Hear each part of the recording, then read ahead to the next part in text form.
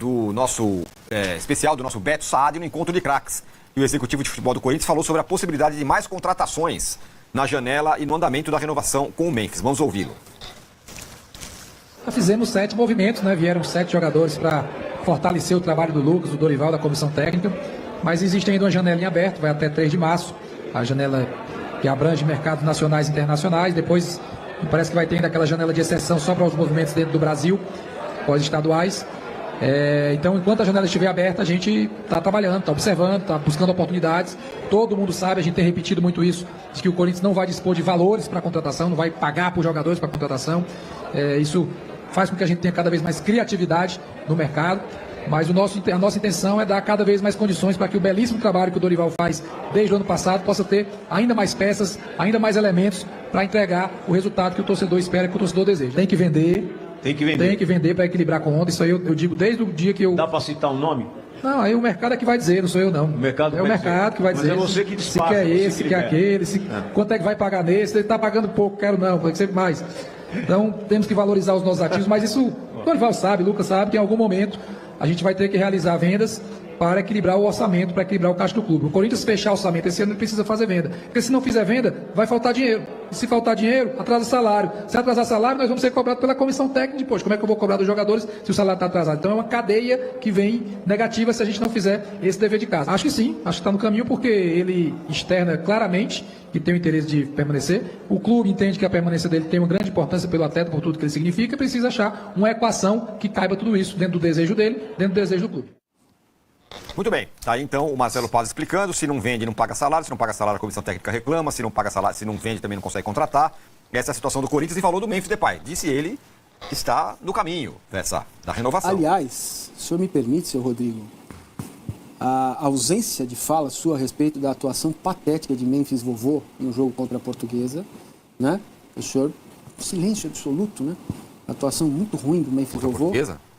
Jogou nada, perdeu um gol feito e o pau foi em cima do Raul, né? Do Pedro Raul. Então, queria ouvi-lo sobre a atuação de Memphis Vovô no jogo contra a Lusa.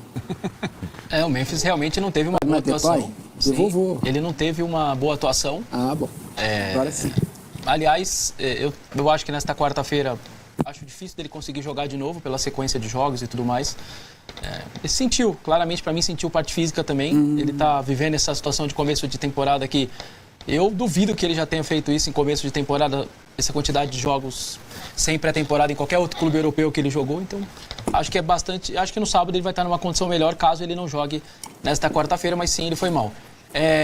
Primeiro, elogiar o Marcelo pela sinceridade que ele já está avisando ao torcedor há meses. Ou seja, a janela abre em julho. Nós vamos ter que vender jogador.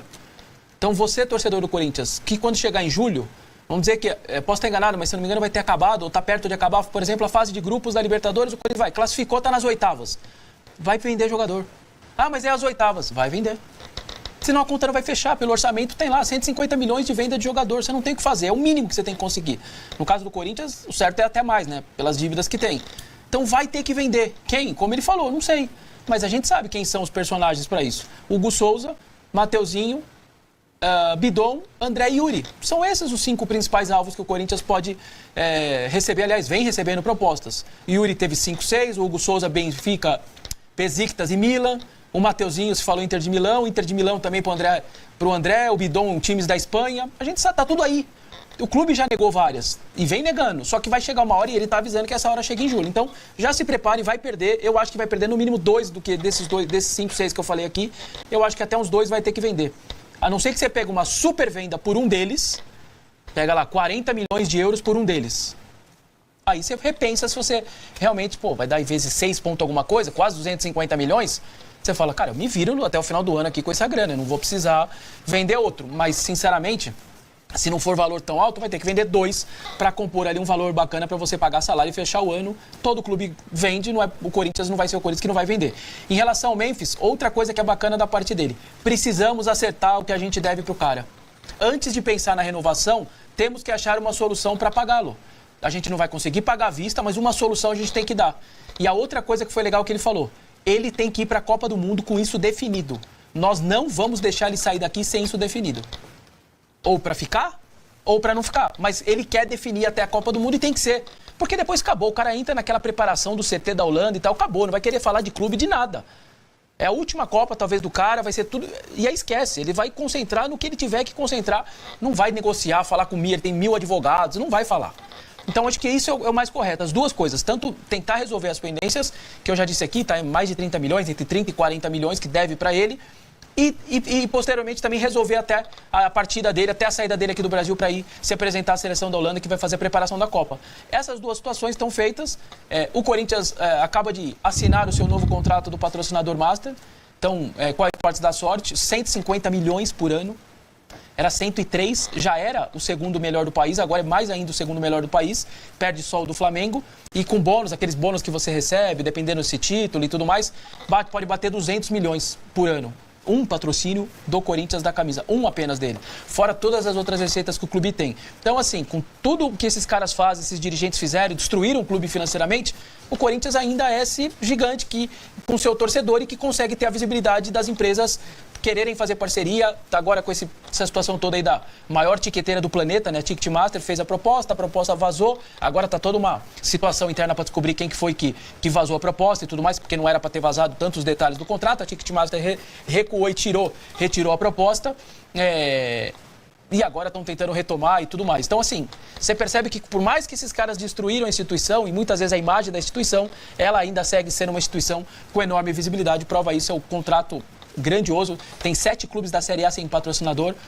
Tem várias bets que não existem mais, que não estão mais querendo patrocinar, que não estão colocando mais seus dinheiro, e o Corinthians acaba de renovar o seu e aumentar substancialmente, deu quase 50% o seu valor. Então, tem muitas pendências, tem que resolver essa do Memphis, mas agora, por exemplo, tem um acordo aí importante, deve ter algum tipo de adiantamento, numa dessas você já chega ali e resolve boa parte dessa dívida com o Memphis, e eu já dei minha opinião aqui, eu sou bastante favorável à sua renovação.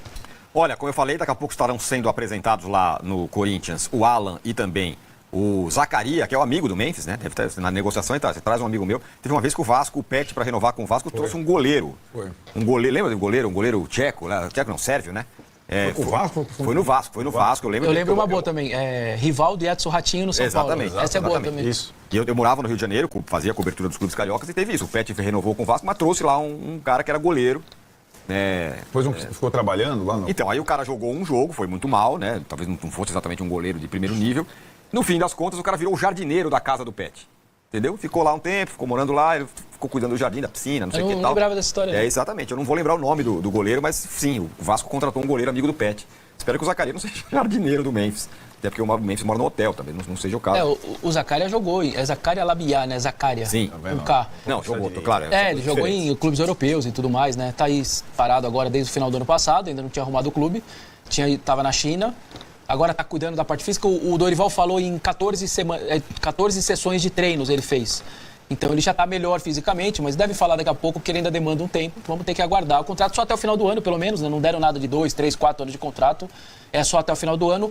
E o clube deixou claro na nota, eu também gostei da transparência, se ele bater o número de metas de jogos, aí sim você renova por um ano. Mas ele tem que bater.